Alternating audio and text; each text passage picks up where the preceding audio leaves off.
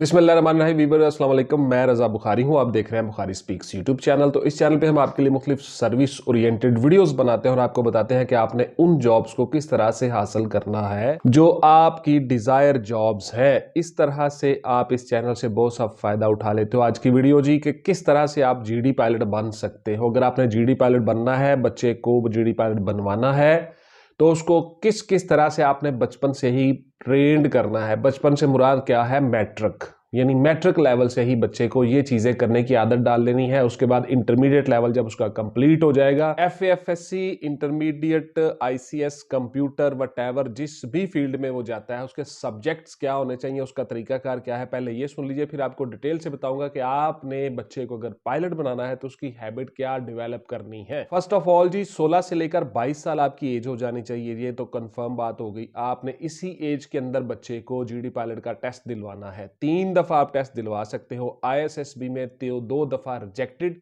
3 दफा इनिशियल में रिजेक्टेड लोग, अपील मेडिकल बोर्ड से rejected, medically unfit, flat feet, आपकी नी नॉकिंग, बाजू के एंगल सही ना होना, ये सारी की सारी चीजें अगर बच्चे में है तो उसको आप फर्स्ट ऑफ ऑल तो एक्सरसाइज करवाइए, चीज़ें आप करवाइए, उसको ज़रा बॉडी उसकी फिट कीजिए और इसी के मुताबिक आपने अप्लाई करवाना है। अगर ये सारी चीज़ें उसमें होंगी तो वो पास नहीं होगा, एलिजिबल नहीं होगा। 163 सेंटीमीटर या 5 फीट 4 इंच हाइट होनी चाहिए, आपका बच्चा एलिजिबल हो जाता है। आपके बच्चे की जो मार्क्स है, जो एवरेज है, ग्रेडिंग है, 60% मार्क्स होने चाहिए आपके बच्चे के। मैट्रिक विद साइंस आपने किया हो, अगर साइंस के साथ सब्जेक्ट्स आपके मैथ और आपकी फिजिक्स होना बड़ा जरूरी है। आईसीएस अगर आपने किया हुआ तब भी मैथ और फिजिक्स हो तो आप एलिजिबल हो जाते हो। अगर आपने ए लेवल्स किया हुआ है तो मैथ और फिजिक्स हो तो आप एलिजिबल हो जाओगे। गैर शादीशुदा होंगे, नजर आपकी 6/6 होगी, पाकिस्तानी शहरी होंगे, ड्यूल नेशनैलिटी नहीं चलेगी। आपके टेस्ट होंगे वर्बल, नॉन वर्बल। वर्बल जो आपके सवाल हैं 60 से लेकर 90 तक हो सकते हैं, 120 मिनट में आपने करने होते हैं। नॉन वर्बल जो आपके क्वेश्चंस हैं वो 60 होंगे, आपने 90 मिनट में करने होंगे। इसके बाद आपका एकेडमिक्स हो जाएगा। एकेडमिक्स में आपके ज्यादातर सवाल फिजिक्स, केमिस्ट्री, मैथ और उसके साथ साथ Islamic studies, Pak studies, general knowledge के भी क्वेश्चंस होंगे। हर टॉपिक से क्वेश्चन आ सकते हैं। ज्यादा क्वेश्चन इनमें से होंगे आपकी जो एकेडमिक्स का टेस्ट होगा।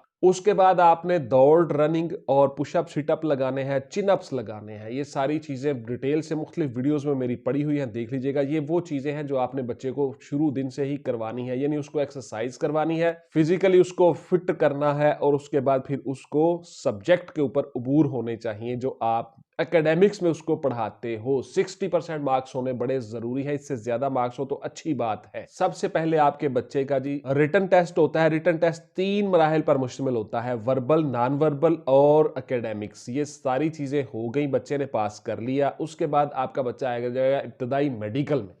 इब्तदाई मेडिकल में उसका पाइल्स चेक कर ली जाएगी, नज़र चेक कर ली जाएगी, हाइट और चेस्ट चेक कर ली जाएगी और सरसरी तौर पे पूरी बॉडी का मुआयना कर लिया जाएगा। नी नॉकिंग, फ्लैट फीट और एल्बो एंगल कंप्लीट इसका जो होते हैं मेडिकल, वो होते हैं कराची में, वो आखिरी स्टेज पे जाके होंगे और उसके साथ साथ जब फाइनल लिस्ट आ जाएगी एयर हेडक्वार्टर से तब होंगे। ये इब्तदाई मेडिकल है। उसके बाद फिर आपके बच्चे की होगी दौड़, रनिंग, पुशअप, सिटअप और चिनअप्स। उसके बाद आपका हो जाएगा जी इब्तदाई मेडिकल। उसके बाद आपको फाइनल सिलेक्शन के लिए भिजवा दिया जाएगा, एयर हेडक्वार्टर में आपकी लिस्ट आ जाएंगी, तब आपकी होगी आईएसएसबी सिलेक्शन। आईएसएसबी को मेरी डिटेल से ऊपर वीडियो पड़ी हुई है, डे 1, डे 2, डे 3, डे 4, वो सारी वीडियोस आप देख सकते हो।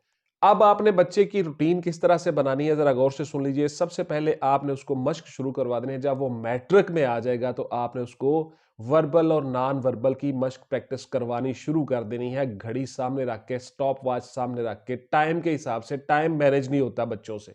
छोटे छोटे सवाल होते हैं, एप्टीट्यूड टेस्ट इसको आप कह लो, पर्सनैलिटी टेस्ट इसको कह लो, साइकोलॉजिकल असेसमेंट टेस्ट इसको कह लो। छोटे छोटे इंटेलिजेंस के सवाल होते हैं, जहानत के। आपने सवाल को पढ़ा, उसका जवाब दिया, दैट्स इट। लेकिन उसको पढ़ने में, उसका जवाब देने में और क्विकली उसको अंडरस्टैंड करने में कि ये पूछ क्या रहा है, आपको टाइम कंज्यूम होता है। उसी टाइम को स्क्वीज करना है आपने। अगर वहां पे टाइम 120 मिनट है वर्बल का, 90 क्वेश्चन का, 100 क्वेश्चन है या 60 क्वेश्चन, 80 जितने भी हैं वट तो आप लोगों को उसको स्क्वीज करके 90 तक लेके आना होगा, 80 तक लेके आना होगा, यानी बहुत जल्दी आपने उनको हल कर लेना है। 2 घंटे का काम आपको 1.25 घंटे और 1.5 घंटे में कर लेना चाहिए। उसके बाद अगर आप फर्ज किया नॉन वर्बल जो है, अशकाल वाले जो टेस्ट होते हैं उसमें 60 क्वेश्चन होते हैं, 60 मिनट में आगे पर करना है मिसाल के तौर पर, तो आपने उसको 30-35 पे लेके आना है। इतनी ज्यादा मशक और प्रैक्टिस आपने करनी है।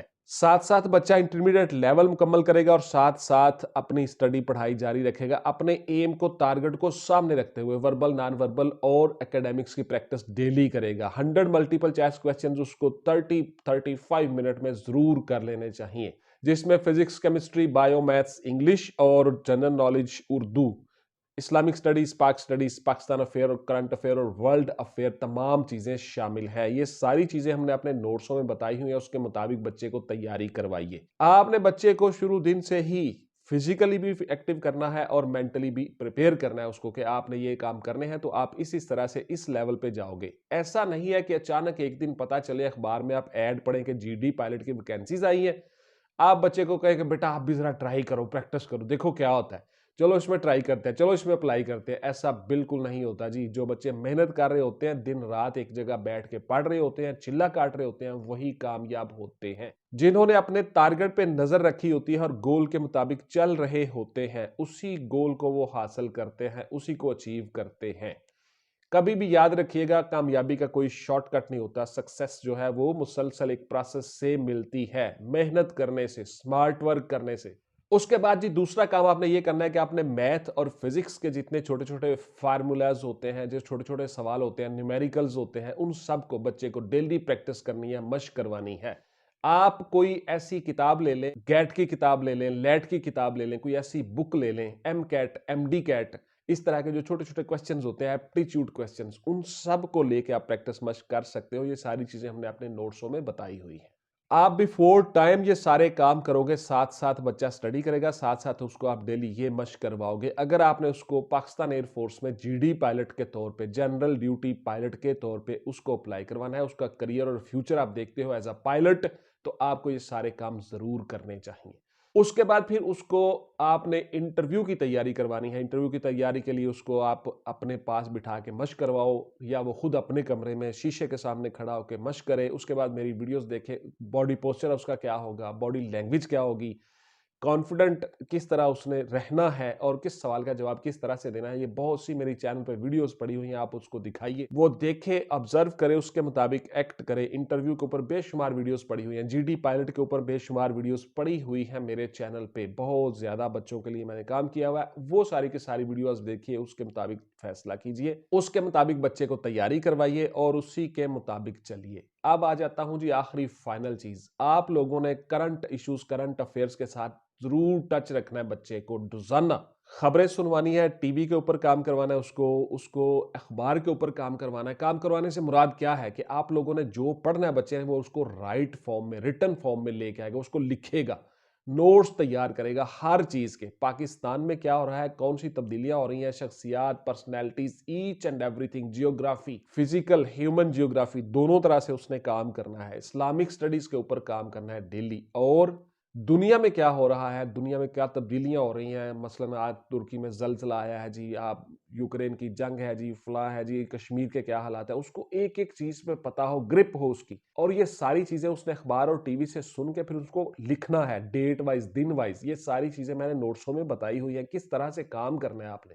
ये सारे काम वो साथ साथ करता जाएगा। इससे क्या होगा, उसका इंटरव्यू बेहतरीन हो जाएगा, उसको पता होगा हर चीज का, दुनिया में क्या हो रहा है, पाकिस्तान में क्या हो रहा है, कोई नई इजाद हुई है, कोई बीमारी आई है, कोई मेडिसिन इजाद हुई है, किसी को कोई प्राइज मिला है, नोबेल प्राइज है, वट जो भी, उसको एक एक चीज का पता होगा। किस मुल्क का कौन प्रेसिडेंट है, कौन प्राइम मिनिस्टर है, एक एक चीज का उसको पता होगा और वो आसानी के साथ ये सारी चीजें कर जाएगा। जो वेल अवेयर हुआ, खुद से आगाह हुआ, दुनिया से आगाह हुआ, उसी ने कामयाबी हासिल की। जो बंदा खुद से आगाह नहीं है, सोसाइटी से आगाह नहीं है, अंधेरे में बैठा हुआ है, वो कभी कामयाब नहीं होगा। जो तुक्के पे बैठे होते हैं, एक दिन में जी ऐड आ गई है, फटाफट अप्लाई कर दो, परसों मेरा पेपर है सर, जल्दी से मुझे नोट्स भिजवा दें, ऐसे बच्चे बिल्कुल नहीं होते, याद रखना। जो बच्चे टारगेट पे नजर रख के साल, 1.5 साल, 2 साल से मुसलसल उस अपने टारगेट की तरफ बढ़ रहे होते हैं, slow and steady win the race. और मकसद यही होता है जिंदगी का कि मैंने ये कामयाबी हासिल करनी है और मेरा ये गोल है, वो बच्चे कामयाब होते हैं। तो इस तरह से आप बच्चे को मैट्रिक से ही ये सारी चीजें करवानी शुरू कर दें, 9th क्लास से शुरू कर दें, आपका बच्चा आसानी से जीडी पायलट बन जाता है और पाकिस्तान एयरफोर्स में एक इज्जत और ऑनर वाली जॉब का आगाज कर लेता है। जितनी गवर्नमेंट जॉब्स हैं सब में बेहतरीन और आला जॉब है पाकिस्तान एयरफोर्स में, बड़ी इज्जत और ऑनर वाली जॉब है एज अ पायलट, अगर आपका बच्चा उसमें अपना करियर ढूंढता है। तो इंशाल्लाह मिलेंगे जी अगली वीडियो में। टिल देन टेक केयर, अल्लाह हाफिज एंड गुड बाय। पाकिस्तान जिंदाबाद।